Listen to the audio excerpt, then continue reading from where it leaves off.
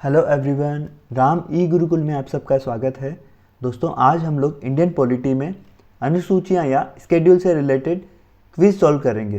दोस्तों, इस क्विज में प्रीवियस ईयर्स एग्ज़ाम के क्वेश्चन और इम्पोर्टेंट क्वेश्चन को शामिल किया गया है। लेकिन अगर आपने अनुसूचियां या स्केड्यूल से रिलेटेड क्लास नहीं देखी है तो वो ज़रूर देख लें, क्योंकि उसमें सभी इंपॉर्टेंट फैक्ट डिस्कस किए गए हैं और इसका लिंक वीडियो के डिस्क्रिप्शन में दिया गया है। दोस्तों, क्लास देखने के बाद क्विज देखने पर आपका प्रॉपर तरीके से तैयारी का एनालिसिस हो जाएगा।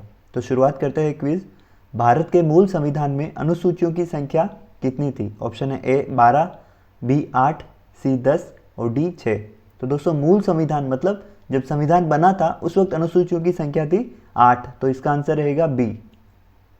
अगला क्वेश्चन है, वर्तमान में भारत के संविधान में अनुसूचियों की संख्या कितनी है? ऑप्शन है ए 8, बी 10, सी 12 और डी 14।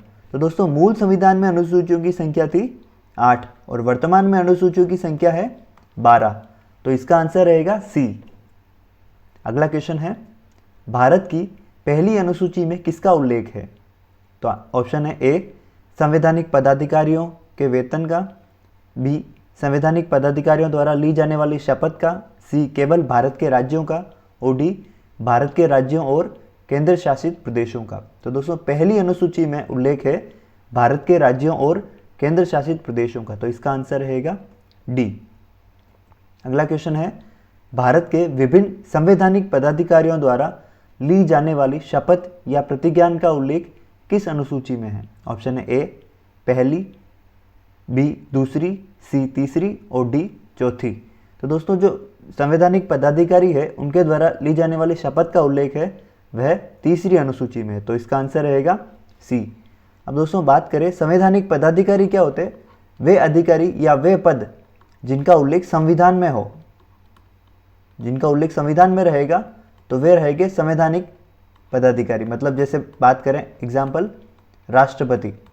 दोस्तों, जैसे राष्ट्रपति का उल्लेख संविधान में है, अनुच्छेद 52 में आर्टिकल 52 में लिखा हुआ है कि भारत का एक राष्ट्रपति होगा, तो ये संवैधानिक पदाधिकारी हो गए, मतलब संविधान में उल्लेख है, तो ये इनकी शपथ का उल्लेख है तीसरी अनुसूची में। अगला क्वेश्चन है, राज्यसभा की सीटों का राज्यवार आवंटन का उल्लेख कौन सी अनुसूची में है? ऑप्शन है ए तीसरी, बी पांचवी, सी चौथी और डी दूसरी। तो दोस्तों, राज्यसभा की सीटों का राज्यवार आवंटन का उल्लेख है चौथी अनुसूची में, इसका आंसर रहेगा सी। अब राज्यवार आवंटन का मतलब क्या है? जैसे एग्जाम्पल ले हम लोग, जैसे यूपी में राज्यसभा की सीटों की संख्या है 31, तो इसका उल्लेख किस अनुसूची में रहेगा? चौथी अनुसूची में। जैसे राजस्थान में है, राजस्थान में राज्यसभा की सीटों की संख्या है 10, तो ये राज्यवार राज्यसभा की सीटों का आवंटन है चौथी अनुसूची में। अगला क्वेश्चन है, संवैधानिक पदाधिकारियों द्वारा दिए जाने वाले वेतन भत्ते और पेंशन का उल्लेख कौन सी अनुसूची में है? ऑप्शन है ए दूसरी, बी तीसरी, सी चौथी और डी पांचवी। दोस्तों, यहाँ पर दो चीज़ें कंफ्यूज होगी, एक तो शपथ का उल्लेख कौन सी अनुसूची में है और एक वेतन भत्तों का। तो शपथ का मैंने आपको बताया था तीसरी अनुसूची में, जबकि वेतन भत्ते और पेंशन का उल्लेख है दूसरी अनुसूची में, तो इसका आंसर रहेगा ए। यहाँ पर ध्यान रखिएगा, वेतन का उल्लेख तो है दूसरी अनुसूची में, जबकि जो शपथ का उल्लेख है संवैधानिक पदाधिकारियों द्वारा ली जाने वाली, इसका उल्लेख है तीसरी अनुसूची में। तो ये दो पॉइंट आपको ध्यान रखना है। मैक्सिमम बच्चे यहीं पर कंफ्यूज होते हैं, तो अपने को अगर इन चीज़ों से अपन पार पा लिए तो अपना क्वेश्चन यहाँ गलत नहीं होगा। अगला क्वेश्चन है, असम, त्रिपुरा, मेघालय तथा मिजोरम के अनुसूचित क्षेत्रों के प्रशासन का उल्लेख कौन सी अनुसूची में है? तो दोस्तों, सबसे पहले क्वेश्चन समझते, अनुसूचित क्षेत्र मतलब जहाँ पर शेड्यूल्ड कास्ट और शेड्यूल्ड ट्राइबल निवास करती है, रहती है, तो वहाँ के प्रशासन का उल्लेख कौन सी अनुसूची में है? ऑप्शन है पांचवी, बी छठी, सी सातवीं और डी आठवीं। तो दोस्तों, 4 राज्य है, असम, त्रिपुरा, मेघालय, मिजोरम, तो इनके प्रशासन का उल्लेख है छठी अनुसूची में, आंसर रहेगा बी। दोस्तों, इसको याद करने का ट्रिक है, छठी अनुसूची में कितने राज्यों का अनुसूचित क्षेत्रों के प्रशासन का उल्लेख है? 4। कौन कौन से राज्य है? 8, मी और माई। ऐसे हम लोग याद कर सकते हैं, ए मतलब असम, टी मतलब त्रिपुरा, मी मतलब मेघालय और एम आई मतलब मिजोरम। तो 4 राज्यों के अनुसूचित क्षेत्रों का प्रशासन का उल्लेख है 6ठी अनुसूची में। तो अगला क्वेश्चन है, अनुसूचित क्षेत्रों व जनजातीय क्षेत्रों के प्रशासन का उल्लेख किस अनुसूची में है? दोस्तों पहला क्वेश्चन था 4 राज्य असम, त्रिपुरा, मेघालय, मिजोरम के अनुसूचित क्षेत्र व जनजातीय क्षेत्रों का उल्लेख। तो अब इसमें है सिर्फ अनुसूचित क्षेत्रों व जनजातीय क्षेत्रों के प्रशासन का उल्लेख। तो इसका ऑप्शन है ए 5वीं, बी 6ठी, सी 7वीं और डी 8वीं। तो दोस्तों इसका आंसर रहेगा ए 5वीं अनुसूची। वहाँ पर 4 राज्य थे, लेकिन यहाँ पर सिर्फ ये मेंशन है अनुसूचित क्षेत्र व जनजातीय क्षेत्रों के प्रशासन। तो ये आंसर रहेगा 5वीं अनुसूची।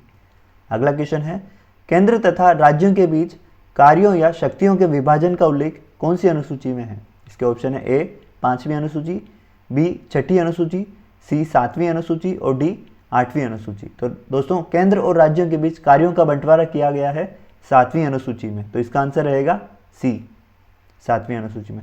दोस्तों ये सारे जो फैक्ट है, इससे रिलेटेड एडिशनल जो फैक्ट है जो यूपीएससी से लेके एसएससी के एग्जाम में आ सकते हैं, तो वो क्लास में पूरा डिस्कस किया गया है। आप क्लास जरूर देखें, इसका लिंक वीडियो के डिस्क्रिप्शन में है, ताकि आपकी तैयारी का एनालिसिस भी बहुत अच्छे से हो जाएगा। अगला क्वेश्चन की बात करें, समवर्ती सूची के संदर्भ में कानून बनाने पर विवाद होने पर कानून का निर्माण किसके द्वारा किया जाता है? मतलब कॉन्करेंट लिस्ट है, जो 3 सूचियां हैं। सबसे पहले बात करें, मैं आपको थोड़ा बता देता हूं। बेसिकली कार्यों का बंटवारा किया गया 7वीं अनुसूची में केंद्र व राज्यों के बीच। अब 7वीं अनुसूची में 3 सूचियां बनाएगी, एक तो केंद्रीय सूची और एक राज्य सूची और एक बनाई गई समवर्ती सूची। इसको कॉन्करेंट लिस्ट भी बोलते हैं, समवर्ती सूची। तो दोस्तों केंद्रीय सूची पर कानून बनाती है केंद्र सरकार।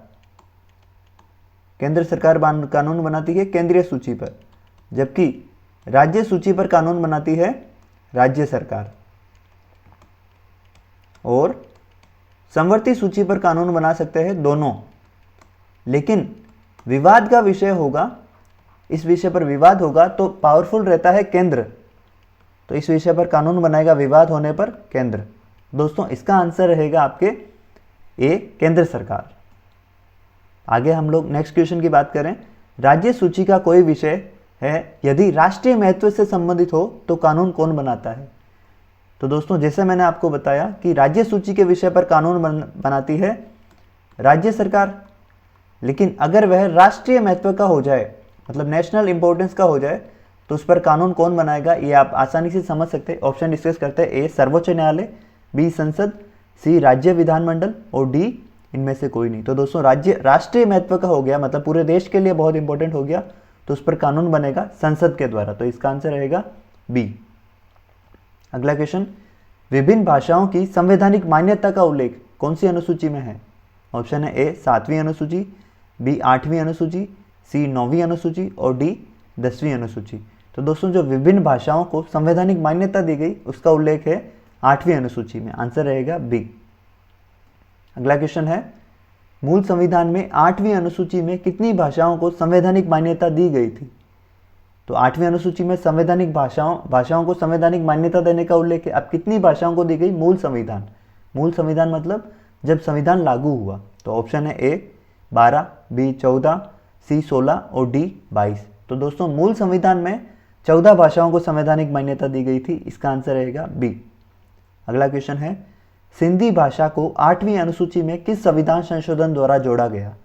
ऑप्शन है ए 21वां संविधान संशोधन, बी 24वां संविधान संशोधन 1970, सी 71वां संविधान संशोधन 1992 और डी 92वां संविधान संशोधन 2003। तो दोस्तों इसका आंसर रहेगा सिंधी भाषा को जोड़ा गया 8वीं अनुसूची में 21वां संविधान संशोधन 1967। यहाँ दोस्तों 21वां संविधान संशोधन भी याद रखिएगा और वर्ष भी ध्यान रखिएगा, ये दोनों प्रश्न पूछे जा सकते हैं। अगला प्रश्न है, कोंकणी, मणिपुरी तथा नेपाली भाषा को किस संविधान संशोधन द्वारा 8वीं अनुसूची में जोड़ा गया? इसके ऑप्शन है ए 21वां संविधान संशोधन 1967, बी 24वां संविधान संशोधन 1970, सी 71वां संविधान संशोधन 1992 और डी है 92वां संविधान संशोधन 2003।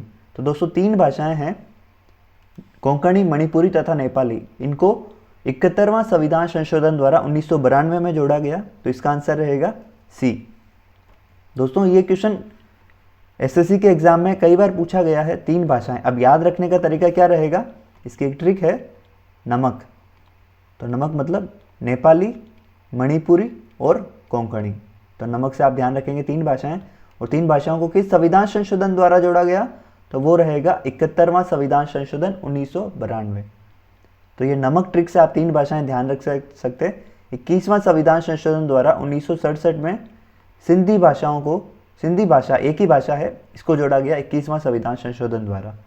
अगला क्वेश्चन है, बोडो, डोगरी, मैथिली तथा संथाली भाषा को 8वीं अनुसूची में किस संविधान संशोधन द्वारा जोड़ा गया।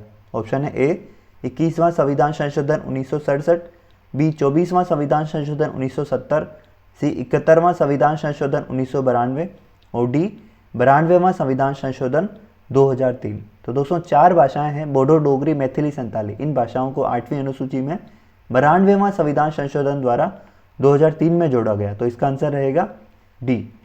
अब दोस्तों इसको कैसे याद रखें, तो इसका भी एक ट्रिक है, बोर्ड मास। बोर्ड मास, बोर्ड मास मतलब बो मतलब बोडो, ड मतलब डोगरी, माँ मतलब मैथिली और स मतलब संथाली। तो 4 भाषाएं हैं, इन 4 भाषाओं को 92वां संविधान संशोधन द्वारा 2003 में जोड़ा गया, ये आपको याद रखना है। बोर्ड मास ट्रिक हो गई 92वां संविधान संशोधन की। 71वां संविधान संशोधन द्वारा 1992 में आपको पिछले क्वेश्चन में डिस्कस किया, नमक मतलब 3 भाषाएं, नेपाली, मणिपुरी और कोंकणी भाषा। जबकि 21वां संविधान संशोधन द्वारा 1967 में सिंधी भाषा को जोड़ा गया। तो ये 3 संविधान संशोधन यूपीएससी से लेके सभी एग्जाम आपके कवर अप कर लेंगे। अगला क्वेश्चन है, 9वीं अनुसूची को किस संविधान संशोधन द्वारा जोड़ा गया। ऑप्शन है ए पहला संविधान संशोधन 1951, बी 24वां संविधान संशोधन 1970, सी 71वां संविधान संशोधन 1992 और डी है 92वां संविधान संशोधन 2003। तो दोस्तों जैसा कि मैंने आपको बताया, मूल संविधान में अनुसूचियों की संख्या थी 8। तो इस वजह से 9वीं अनुसूची को संविधान संशोधन द्वारा जोड़ा गया और वह पहले संविधान संशोधन द्वारा 1951 में जोड़ा गया। तो इसका आंसर रहेगा ए। अगला क्वेश्चन है, 9वीं अनुसूची में किसका उल्लेख है। ऑप्शन है ए विभिन्न भाषाओं की संवैधानिक मान्यता का, बी वे कानून जिन्हें न्यायपालिका में चुनौती नहीं दी जा सकती, सी दल बदल पर रोक और डी केंद्र तथा राज्यों के बीच कार्यों का बंटवारा का। तो दोस्तों इसका आंसर रहेगा वे कानून जिन्हें न्यायपालिका में चुनौती नहीं दी जा सकती। ये अनुसूची अभी लास्ट क्वेश्चन में डिस्कस किया, पहले संविधान संशोधन द्वारा जोड़ी गई थी और कब जोड़ी गई, 1951 में। और इसमें उन कानूनों का उल्लेख है जिन्हें न्यायपालिका में चुनौती नहीं दी जा सकती, लेकिन वर्तमान में केशवानंद भारतीवाद के बाद इन्हें चुनौती दी जा सकती है अगर ये मूल अधिकारों का उल्लंघन करे तो। दोस्तों केंद्र तथा राज्यों के बीच कार्य का बंटवारा किया गया है 7वीं अनुसूची के तहत, जो कि हम लोगों ने डिस्कस कर चुके हैं हम लोग। और विभिन्न भाषाओं की संवैधानिक मान्यता का उल्लेख है 8वीं अनुसूची में, जबकि ये दल बदल पर रोक का प्रावधान का उल्लेख हम लोग आगे करेंगे। अगला क्वेश्चन है, दल बदल पर रोक के प्रावधान का उल्लेख कौन सी अनुसूची में है। ऑप्शन है ए 8वीं, बी 9वीं, सी 10वीं और डी 11वीं। तो दोस्तों दल बदल पर रोक के प्रावधान का उल्लेख है 10वीं अनुसूची में। अगला क्वेश्चन है, 10वीं अनुसूची किस संविधान संशोधन द्वारा जोड़ी गई। ऑप्शन है ए पहले संविधान संशोधन 1951 में, बी 24वां संविधान संशोधन 1970 में, सी 52वां संविधान संशोधन 1985 में और डी 92वां संविधान संशोधन 2003 में। तो दोस्तों 10वीं अनुसूची 52वां संविधान संशोधन द्वारा 1985 में जोड़ी गई थी, जबकि पहले संविधान संशोधन 1951 में 9वीं अनुसूची जोड़ी गई थी और 10वीं अनुसूची 52वें संविधान संशोधन द्वारा 1985 में जोड़ी गई। दोस्तों यहाँ संविधान संशोधन भी ध्यान रखिएगा और वर्ष भी ध्यान रखिएगा, दोनों पूछे जा सकते हैं। अगला प्रश्न है, 10वीं अनुसूची में अब तक कितनी बार संशोधन हुआ है। तो इसके ऑप्शन है ए 1 बार, बी 2 बार, सी 3 बार और डी 4 बार। तो दोस्तों 10वीं अनुसूची में 2 बार संशोधन हुआ है अभी। एक तो 52वां संविधान संशोधन द्वारा तो ये जोड़ी गई अनुसूची, जबकि 91वां संविधान संशोधन द्वारा 2003 में इसमें संशोधन हुआ। अब संशोधन क्या हुआ वो भी इंपॉर्टेंट है। 52वां संविधान संशोधन द्वारा 1985 में यह अनुसूची जोड़ी गई थी। दोस्तों 52वें संविधान संशोधन में यह प्रावधान किया गया, यदि किसी दल के 1/3 से कम सदस्य अगर दल बदल करते हैं तो उनका दल बदल रद्द हो जाएगा। तो ये अपर्याप्त था, तो इसमें संशोधन किया गया कि यदि किसी दल के 2/3 से कम सदस्य अगर दल बदल करते हैं तो उनकी सदस्यता रद्द हो जाएगी। मतलब 2/3 से ज़्यादा सदस्य अगर दल बदल करे तो उनकी सदस्यता रद्द नहीं होगी। तो इसमें संशोधन किया गया 91वां संविधान संशोधन द्वारा 2003 में। तो अब तक 2 बार संशोधन हुआ है। नगर पालिका द्वारा किए जाने वाले 18 कार्यों का उल्लेख कौन सी अनुसूची में है, यह प्रश्न है। इसके ऑप्शन है ए 9वीं अनुसूची, बी 10वीं, सी 11वीं और डी 12वीं। तो दोस्तों नगर पालिका द्वारा किए जाने वाले 18 कार्यों का उल्लेख है, यह है 12वीं अनुसूची में। इसका आंसर रहेगा डी। अगला प्रश्न है पंचायती राज संस्थाओं द्वारा किए जाने वाले 29 कार्यों का उल्लेख कौन सी अनुसूची में है। तो ऑप्शन है ए 9वीं अनुसूची, बी 10वीं, सी 11वीं और डी 12वीं। तो दोस्तों पंचायती राज संस्थाओं द्वारा किए जाने वाले कार्यों का उल्लेख है 11वीं अनुसूची में, जबकि 12वीं अनुसूची में नगर पालिकाओं द्वारा किए जाने वाले 18 कार्यों का उल्लेख है। 18 कार्य जो है उनका उल्लेख है 12वीं अनुसूची में। ये ध्यान रखने लायक बात है। 11वीं में पंचायती राज संस्थाओं द्वारा किए जाने वाले 29 कार्य और 10वीं अनुसूची में दल बदल पर रोक, अभी हमने डिस्कस किया, दल बदल पर रोक का उल्लेख है 10वीं अनुसूची में, जबकि 9वीं अनुसूची में उन कानूनों का उल्लेख जिन्हें न्यायपालिका में चुनौती नहीं दी जा सकती। अगला क्वेश्चन है 11वीं अनुसूची किस संविधान संशोधन द्वारा जोड़ी गई। ऑप्शन है ए पहला संविधान संशोधन, बी 24वां संविधान संशोधन 1970, सी 71वां संविधान संशोधन 1992 और डी है 73वां संविधान संशोधन 1993। तो दोस्तों 11वीं अनुसूची 73वें संविधान संशोधन द्वारा 1993 में जोड़ी गई। इसका आंसर रहेगा डी। अगला प्रश्न है 12वीं अनुसूची किस संविधान संशोधन द्वारा जोड़ी गई। ऑप्शन है ए पहला संविधान संशोधन 1951, बी 71वां संविधान संशोधन 1992, सी 73वां संविधान संशोधन 1993 और डी 74वां संविधान संशोधन 1993। तो दोस्तों 12वीं अनुसूची 74वें संविधान संशोधन द्वारा 1993 में जोड़ी गई। तो ये सभी जो दोस्तों अनुसूचियों से रिलेटेड जितने भी पॉसिबल क्वेश्चन बन सकते हैं, प्रीवियस ईयर्स एग्जाम के क्वेश्चन को भी शामिल किया गया है। तो ये सारे क्वेश्चन हैं। आई होप आप सबको पसंद आए होंगे। अगर आपको पसंद आया तो लाइक और शेयर जरूर करें, और अगर आपका कोई भी सजेशन है तो आप वो भी दे सकते हैं। Thank you everyone.